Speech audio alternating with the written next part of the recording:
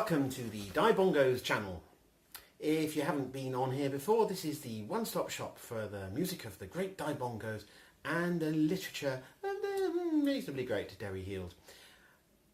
Don't forget, be like the YouTube-loving werewolf, like and subscribe. And we're going to look today at one of the books. There are a number of books. The link to where to buy them will be in the description below.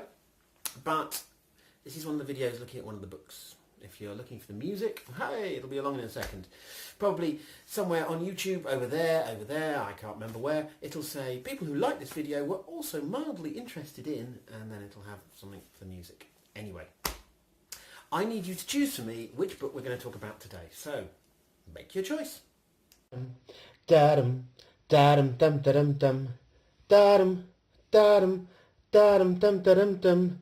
Da-dum, da-dum, da-dum, dum, da-dum, dum. Da-dum, da-dum, da-dum, dum, da-dum, dum. Aha! You have chosen Choose Market of the Future. Yay! This is one of the first ones I ever published. If you've seen the video I did about 7 Pillows of Wisdom, this is the other half of that. Basically, I was staying with a good friend of mine, Simon Waugh, also known as international author Simon James, by his book Ghost Note. There will be a link in the description how to buy that. And he said, why not self-publish? And one of the problems I had was I had a load of political sort of essays and I had a load of funny stories, and I liked both. And he said, well, do 2 books. Okay then. I did 2 books, and they were published in May 2016, I think. And one of them was called 7 Pillows of Wisdom, which there is a separate video about. And the other one was Cheese Market of the Future. And, I mean, it's a... pick it up. It's a very thick book, but that's actually because it's in large print. Both this and 7 Pillows of Wisdom were done in large print for no other reason than I didn't know enough about self-publishing, and I did the text larger than it should have been. But people have said to me since, oh, it's really good you did large print, you really thought about people with visual problems. No, it was an error, sorry. But I'm glad I did it. The cover is a little odd as well, because I kind of feel when I was doing it, I was writing it, the writing was there actually, it was the self-publishing took a long time and it was much more complicated than I thought it was going to be. So it ended up with a slightly odd cover. People always think that white bit is a mistake. It's not. It's just the photo didn't fit. So I had to put the white bit somewhere, and the white bit at the top seemed right. But people pick that up and go, oh, you got the photo wrong. And on the back, it does have the lovely... The apocalypse started on a wet Thursday afternoon, which is how I always wanted to start a story. And there are 23 stories in here, and they are all meant to be humorous. I say meant to be, just in case you don't laugh at some of them. But I think it was my attempt to go through everything I'd written and find short stories which would make people laugh. I wanted to make people think as well, but whereas 7 Pillows of Wisdom was all about think about this, this was meant to be have a laugh. It's interesting for how many ideas were in here that have since had life as other things. 2 really good examples, 3 good examples.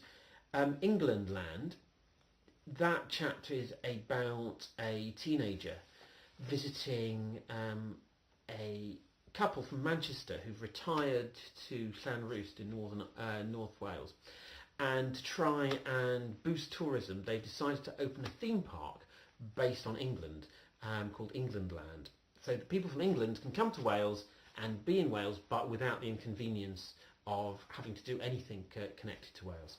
And that rather sarcastic idea about tourism came from actually reading a Mike Parker book when he was talking about tourists who, I think it was, go to a hotel and go to a gym where you can see the beautiful Welsh mountains out the window, but then they spend their whole time on a running machine rather than actually running in the mountains. And I just thought that whole tourist experience was worth satirising. But that chapter is now part of a bigger book called Land of Song and Seaweed, and the character in it, Kellen, though slightly altered and with a different age, is actually a character in it. So that whole book started there. That's also true of The Future's History. The story of a man who's trying to come out as a werewolf to his girlfriend, who is not having any of it. That was just, I just love the idea of somebody saying, "Oh, I'm a werewolf," and his girlfriend saying, "What, you bite people and drink their blood?" And him having to say, "No, they're vampires and they don't exist." She says, "No, what, like werewolves?" No. Werewolves exist, vampires don't. I like the idea so much of the sort of vampire-werewolf thing, puts the two together. I like the idea of having a world in which one exists but the other doesn't. And they keep being confused. But that whole thing, The Future's History, that's also another book now, which was written just one summer, because I looked at that and I thought, that would make a good book. And I can't remember what it was called, Me, I'm Legend, I Am, the sort of apocalypse drama mentioned on the back of the book, that's now a novella as well. So there's a lot of ideas in here which went on to other things. Indeed, the cover, which is actually to do with Me, I'm Legend, I Am. It's not to do with Cheesemark of the Future. A bit of a mix there. With the lovely sign on the destination board for the train, which says, "Arriva trains apologise for delays caused by the zombie apocalypse." That is really the key for that story, and that was done by a wonderful friend of mine, Steve Scadden, who's done a lot of photography. The photo on the back of the footbridge looking away from the station, that is actually taken by me at my home station, and you can actually work out the train actually, which is genuinely on there, which hasn't been altered. That is the train I get to work every morning. So little sort of little Easter eggs for people who are looking carefully. The thing is about writing this is that I probably had, when I looked through all of the things I'd done in the last 5-6 years, I probably had about 17 or 18 stories. So there's about 5 in here which were written specially for it and don't appear anywhere else. Some of it I think is a little bit naive to start with. Perhaps not naive, just things like there's top 10 tips for using Facebook. Well, Facebook is so ubiquitous now that you don't really need that. And it was a bit of a satire on people who use social media too much. But a lot of the rest I think stands up. One of my favourites is The End of Everything. That was written about 2000. So 16 years before this book was written. And it was only because my ex-wife was away for work and I was having a chat with my best friend, and I said to him, there hasn't been enough comedy science fiction. And he said, there's been loads, which, is right. And so I said, well, okay, then there hasn't been enough Welsh comedy science fiction. And that was the idea of writing a Welsh comedy science fiction story. And the funny thing about that is about zombies. And there's a section where there's a man, one of the men who's one of the main characters. His wife has come back from the dead as a zombie. But zombies aren't sort of the, I want to eat your brains kind of zombies. They're actually just sort of, they've missed their chance at life, so they just want to have a good time if they've come back from the dead, which I think is always a bit more realistic than the way zombies get portrayed in Hollywood. But there you go, that's part of the joke of the story. But there's a section where the main character is talking about missing his wife since she died and how hard it was, and especially how his memories, his last memories is of her as an ill person rather than as a well person. And I read those and I think, I wrote those when I was in my 20s. I knew nothing about grief or mourning or ill health, and yet somehow I wrote that. I think there's more vision in that than I thought there would be. But I basically pulled them together, got them all into one book and published them at the same time as 7 Pillows of Wisdom, and then was very surprised when 7 Pillows of Wisdom outsold this. But Cheesemark of the Future, still on sale. You can still get it from Amazon. Have a look in the description and you'll find the link, or contact me directly, debbieheald@gmail.com, and I will send you a copy. I think it's reduced down to about $3.99 now, so it costs about that to print. Come on folks, buy a copy. And yeah, it's I'm very, very pleased with it, I have to say.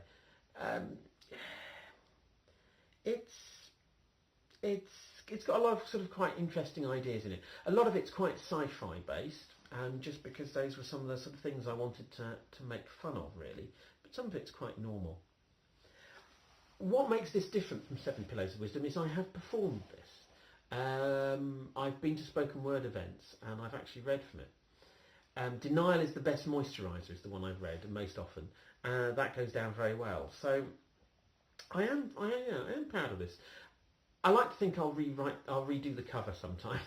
Get rid of that white square, make it look a bit more professional. Or maybe, this is just as in about 2-3 years' time, this video will feature in another video saying, do you remember when I was so rubbish at doing videos that this is what they looked like? Can you think of the shirt I was wearing? Then I didn't realise if you put your hands close to the camera, they look very, very big. Get this. Bite, that's what I'm saying. Right, that's 10 minutes on the history of how this has came to be. 10 minutes of your life you'll never get back. But why not waste more? Like and subscribe. And what I'm going to do then is I'm going to read you one of the stories from this. But I want to read you something that's just a little bit different. And that does mean that it's longer than some of the others. But to me it's got a lot of the themes that I like in. My mother said to me how much she liked in Lord of the Rings the fact that the ring had a plan. People picked up the ring, they wore the ring, blah blah blah. But it wasn't the people who decided the ring's destiny. The ring had a destiny all of its own. And so I thought, what if objects were all like that? And that's how I came up with the story, The Book Had Other Plans. And it is almost a quote, I think, from the Lord of the Rings. I think the Lord of the Rings does actually say, the ring had other plans. So, sorry J.R. Tolkien's estate. If you do sue me, I'm going to claim that this video is a forgery, it's a fake video. I'm not really Derry Heald, I'm actually a replacement who's been brought in as part of a strange phone hacking arrangement. Just so you know. Anyway, the book had other plans. The idea of taking an idea, twisting it, using lots of different characterizations that are also funny, really appealed to me. And the final scene in Swansea, the boyfriend in that scene, I'm afraid that sums up a lot of what I think about men. Sorry, men. The book had other plans. And then he only goes and says, "Are you listening, Darren?" "What?" "Oh yes, look, we'll get seated. Here comes the waiter." The waiter gave a professional smile and took 2 menus for the customers in front of him. "A table for 2, sir?" "3, please," said Darren assertively. The waiter looked behind the 2 of them at the empty space in the doorway. He concealed a shrug and led his diners to a table by the corridor to the toilets. "Welcome to the Piccolo Mondo. Your menus. Will your friend be joining us before the meal?" He pulled out a chair for Darren's sister to sit in and then placed the menus on the table between them. "No, we'll be keeping the 3rd seat free," replied Darren. The waiter raised an eyebrow but did not let it stop his speech. "Tonight's specials are on the board. I will bring you some water and some olives while you decide." When the waiter arrived, Darren filled a glass for his sister and one for himself. He turned to the empty chair. "Dad," he said. "Dad," repeated his sister, and raised her glass as well. It was at this point that Darren removed the book from his backpack. He was trying to avoid putting the backpack on the empty chair, but there was no room at his feet without emptying it. "Darren, you need to start reading that book. You're not doing yourself any favours. I read one of the stories in the flat last night. It was nonsense. You've always got your head in the clouds." Darren moved the book to the adjoining table, in front of the empty seat. He almost thought about opening it for Dad to read, but then decided against it. "Darren, where was I? Look, there I was, standing in the street, when a man comes up to me and says, 'I love your hair colour.'" "Oh, what have you gone this time? It looks pink and blue," said the brother, staring at his sister's hair as she twisted a few colourful strands in her hand. "He asked for a photo." Well, I'm like, whoa, maybe he's a fashion designer, maybe some kind of big shot. I mean, this was back in Cardiff, so maybe he's one of those sci-fi shows they filmed down in the bay, you know. Perhaps I had a gig as Alien number 3. Exactly. So he takes the photo, not a selfie, but a close-up shot of the hair. And he says, I'm going to take this down to B&Q for their paint match service. This is just the colour I need for the third bedroom. Can you imagine? He's only interested in the frigging colour for a wall. Not my hair, a wall. Darren had emptied all his backpack at this point, and now he could fit it by his feet. The book fell off the table and onto the empty chair beneath it. It would be hidden when Darren came to pick up the backpack again, 1 hour and 47 minutes later. Isn't that Tony from Guildford who works in your office? Asked Darren's sister. It is, I think. Who'd have thought it? It's a small world, this Piccolo Mondo. The book had enjoyed being with Darren. They took the train to London every day, and Darren was always careful with the book, even though they were jostled and pushed together in the cramped carriages. It had been while reading the book that Darren had decided to change his career. Some ignorant commuter, wearing too little deodorant, had knocked the book out of Darren's hand while struggling to get out the train at one of those many suburban stations beginning with W.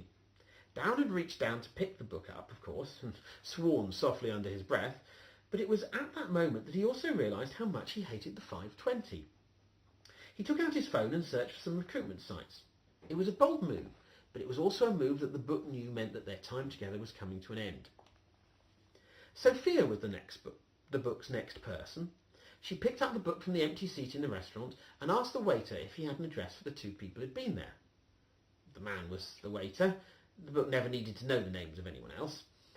Whatever his name was, he didn't know the two of them. They had not booked in advance, and they were not big tippers. He remembered the man talking about his new job and his change of career. It made him hope that there would be a big tip. But no, there was no big tip. Sophia scowled at him and put the book by the side of the counter in case they came back. They never came back, and she took the book home with her that night. It's a few months later, and Sophia is making mistakes with her orders. She moves the book out of the way from where she was reading it in the kitchen before the restaurant opened for the night. I don't know why you read that rubbish, said the chef, idly preparing more pasta. It's interesting. I found it when... Yeah, we know, replied the chef, taking a swift drink from a bottle of water sitting by the oven. But I had a look at it. It's nothing to do with the title or the cover. It's rubbish. Concentrate on your job and not the entertainment. Let's try to get table 4 right this time. Sure. Unfortunately, Sophia did not manage to take table 4 the correct order, and the chef's special had to be recooked and given for free. It was only a couple of days later that Sophia found herself in the boss's office. The book was in her bag. The boss was not happy and could give Sophia quite a list of her recent errors. He was a kind man, though, and he gave her a chance to explain herself. Sophia started to cry. This unnerved the boss, but he offered her tissue and asked if anything was wrong. He was expecting some complaint of pressure, someone doing a class in college in her downtime, or perhaps a difficult boyfriend. However, when Sophia explained that her mother had been diagnosed with a serious heart condition and needed emergency surgery, the boss was lost for words. Sophia had been estranged from her mother for 5 years now, and she only knew this from one of her sisters. She needed to be in St Albans, quite the other side of London.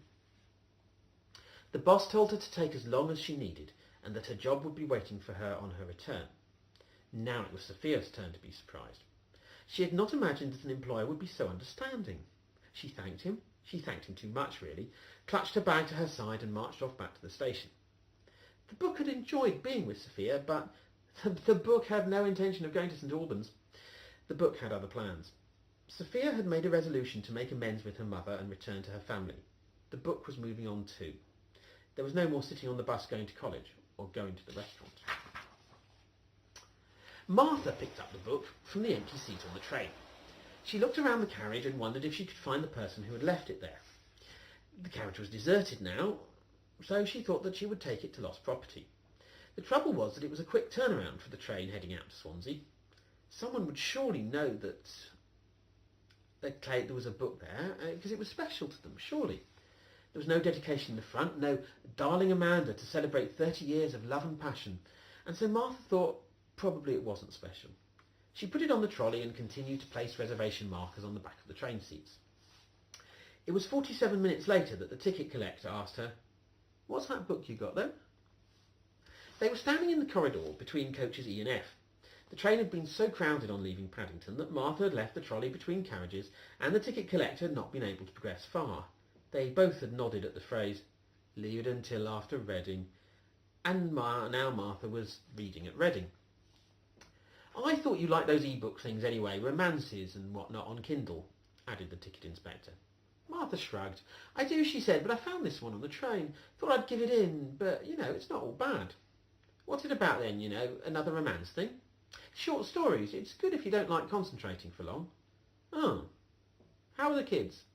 Still at home, said Martha with a smile and a laugh. Bought Jordan a bloody suitcase for his 18th, but he's still there. They both laughed. The ticket inspector had been a friend of Martha's from before the divorce. You need to tell him to get off his arse and get to college at least. Part-time job somewhere too. Don't care where, he can peel potatoes at his age and study. You don't get nowhere without no education. I've been thinking I ought to go to college. The ticket inspector looked down and scratched the back of his neck. He was trying to think of a tactful way of saying something. His conclusion was, but you're in your 30s. Ha, said Martha and hit him with the book. 50s soon, you bloody charmer. No, I'm serious. Why not? Why shouldn't I study? Find out more about the world. Well, you've got a job. What's the point? I don't know. It's just, you think it's weird for me to be sitting here reading a book. Why?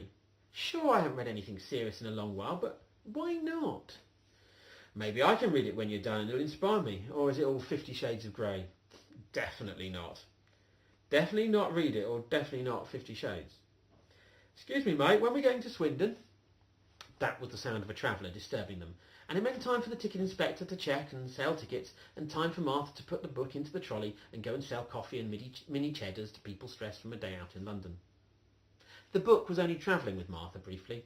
In fact, Martha would part company with the book and not remember that she had not finished it until some years later. Andrew Williams thought that he had had a true stroke of luck when he picked up the book from where it had fallen out of Martha's trolley. It was a stupid thing to think, but he needed a book for when he met his girlfriend the next day. Of the two of them, she was the big reader, and he wanted to impress her with what he was reading. She would doubtless have found some new work of classic literature to enthuse about, and he would have to nod and think how pretty her eyes were. It's hard for a man who's over 6 feet tall to feel dwarfed by a woman, but his 5'2" girlfriend had that effect on him.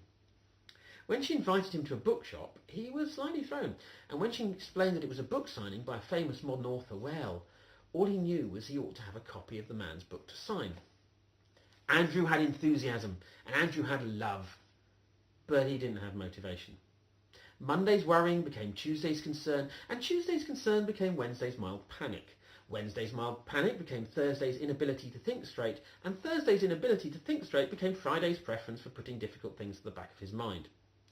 All the shops had shut for Friday night now, and Andrew was on the train wishing he'd thought about how to find a book before Saturday morning.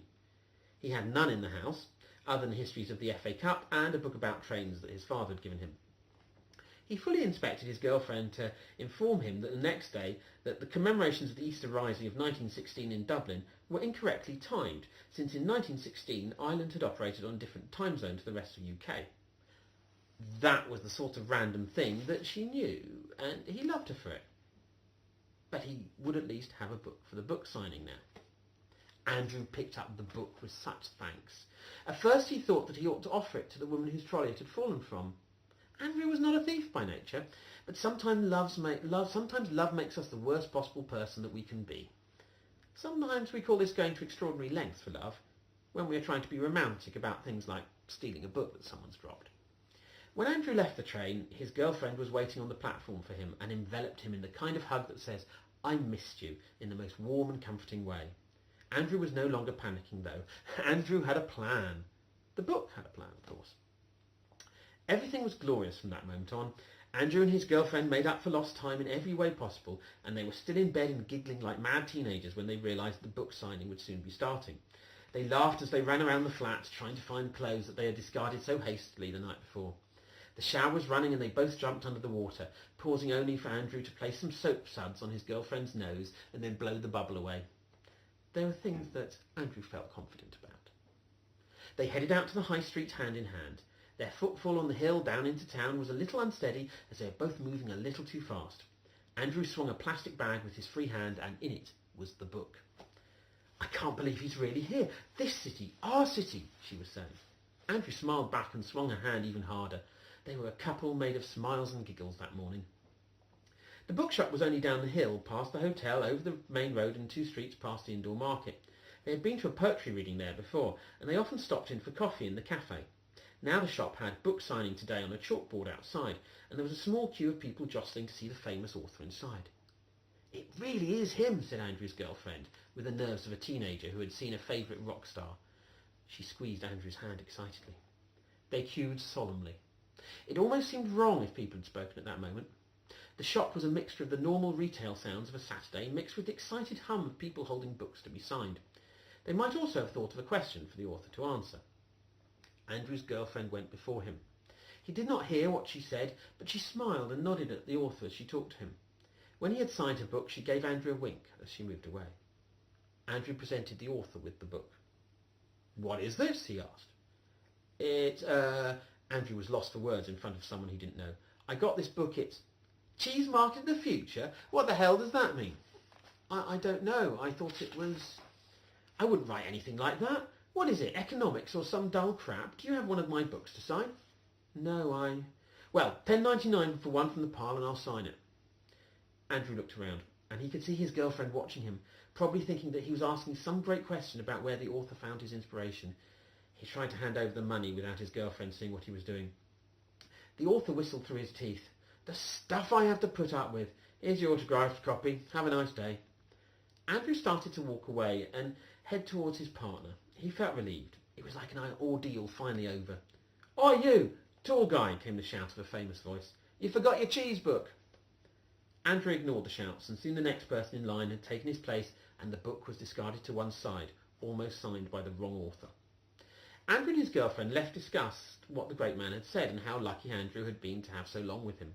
In fact, later that night, Andrew would ask his girlfriend what she thought about them looking for a flat together. She would hug him and squeal with delight. Meanwhile, the book would aim to be in a safe and warm shelf, snuggled up with other books before the night was over. Now that was not the end of the book's journey. The book's plan had not been to go to the author on that day. The book had intended to be found by Andrew, but then passed to his girlfriend. From the safety of the bookshelf, the book would recalculate. Might even have to nip into an e-book form to make its next journey.